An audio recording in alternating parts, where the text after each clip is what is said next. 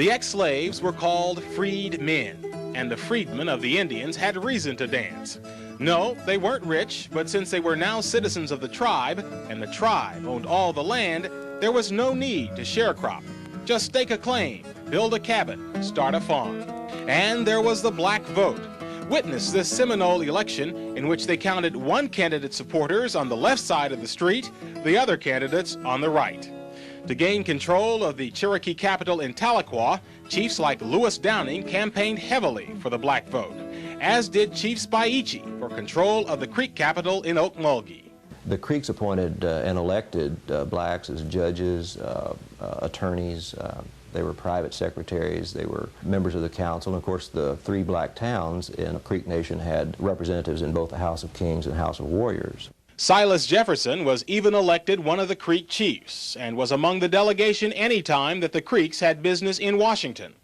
Since there was none of the lynchings or terror of the white South, Indian Territory became a mecca for blacks, even though many never gained citizenship.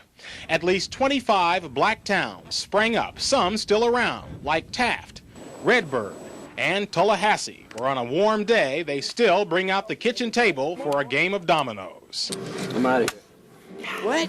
How you get down? I'm out of here. I'm glad you did. There were black lawmen among the Creek Nation Light Horse Police, deputy U.S. Marshals like Bass Reeves, who killed 14 outlaws without ever being wounded. And there were outlaws, killers like Cherokee Bill, part black, part Cherokee, or the Buck Rufus gang of Creeks and Creek freedmen. And there were the rowdies. If they got enough whiskey in them, why they shoot town up. You ever had to run from a shoot up? I half crawled on the bed. My great-great-uncle Willis was among those rowdies. You may recall my great-grandmother Phyllis Pettit's story of how her husband's mother was sold by his Cherokee master. He looked down a long lane after her just as long as he could see her and cried after her. While George Pettit turned out okay, his brother Willis spent 1877 in the National Prison for shooting up the capital of Tahlequah. 5 years later, it was more serious. In March 1882, the Cherokee Advocate reported in both English and Cherokee, murder trial in Tahlequah, the capital, the Cherokee Nation versus Willis Pettit. The transcript still exists today. It seems 2 weeks earlier, Willis was having an argument with his wife Julia when his mother-in-law, Margaret Bird, said something, so he shot her. It all happened in the home of a sick woman that the 2 women were visiting. Among the numerous witnesses was one Henry Bowe, who testified that the day of the murder, Willis had tried to sell him his house and his hogs for $65. He said his wife had quit him. I said to him, "That won't make you sell your place. She'll come back again." He said to me, "That's played out," and he cursed and said, "I'm going to kill Margaret." While Willis did not take the stand, he had a witness, Maria Shepard, support his defense that Margaret was trying to kill him. "As I passed her along the road," testified Maria, "she said she would have Willis put away in less time than 2 weeks. But the Cherokee transcripts say the prosecutor asked Maria, "What relation are you to Pettit?" "Not any." "Is Willis not in the habit of coming to your house often?" "He comes there sometimes." "How come Margaret to tell you about this?" "She did not like Willis and did not like me." "Why is it that Margaret Bird did not like Willis and you?" "I do not want to tell about that. I am not going to tell it." The Cherokee Advocate reported, the jury returned a verdict of murder, and Willis, that is his name, was sentenced to be hung until he was dead, dead, dead on the 5th of May next. At a hanging in those days, the public came to watch, and the condemned man was among those expected to make a speech to warn some young person against making the same mistake. The newspaper reported Willis went to the gallows laughing. As for his last words, he said he'd made a mistake. He meant to shoot his wife, Julia. One, her.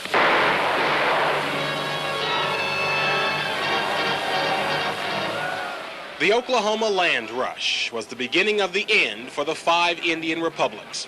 1889, Congress had given to anybody fast enough to grab it much of the land confiscated from the tribes who'd supported the South in the Civil War. 9 years later, Congress made the Indian governments irrelevant by taking title to the land they still held and sending in the Dawes Commission to split it up and allot it as private farms to the individual Indians and freedmen who were members of the tribes.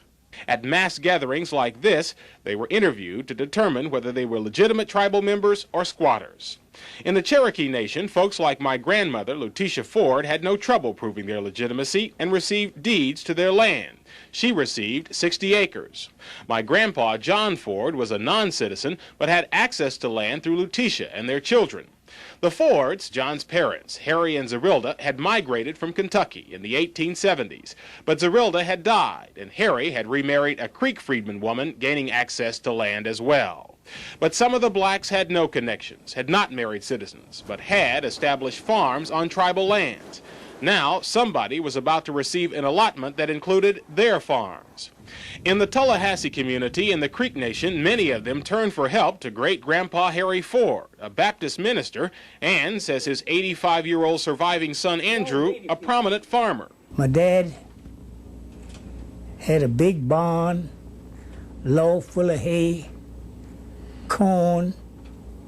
He once had sharecroppers. But he didn't have gas lights, and that proved tragic when he came to Washington, D.C. that day seeking someone in authority to help his neighbors keep their land. The October 19th, 1906 Evening Star reported the story. It said he took a cab to a hotel called the Philadelphia House at 348 Pennsylvania Avenue, which is where the National Gallery of Art now is. It said he asked questions around the hotel. Quote, the visitor said he wanted to meet some Baptist ministers in this city as he thought they might assist him to transact some important business in which he was interested. Then he went to bed in a room which had a gas light. My Uncle John Ford picks up the story. Instead of him turning it out, he blew it out, and he became asphyxiated. Then the rumors are that he was really on to something, you know, that was going to benefit blacks, and maybe it was foul play. Somebody killed him. Yes, now that was a rumor. The D.C. death certificate said Harry Ford, age 70s, cause of death, asphyxia. He had $1,000 more when he left home. When he got it back, he didn't have a dime on him nowhere. Naturally wouldn't have. In the cheapest casket they could buy, and shipped him back to Oklahoma. As for the blacks Harry was trying to help, they lost out. But all of his and his second wife's descendants received 160 acres of Creek land. They became targets for rip-offs by land speculators. And when oil was discovered on Harry's grandson Dan's land, he was essentially kidnapped. Dan, they run him way out towards California trying to make him sell his place and all that. They called them land grafters. Dan was no fool. He refused. Andrew said when oil was discovered on his allotment, he had no problem with land grafters, but later both he and Dan lost their wealth. That's when they got Dan Tucker. The banks went busted and cleaned our ass out. The end of Indian Territory meant the end of an era, of 40 years of tribal citizenship for blacks, the end of centuries of self-rule for the proud tribes, the Choctaws, Chickasaws, Cherokees, Creeks, and Seminoles. The descendants of those black slaves and red masters after this.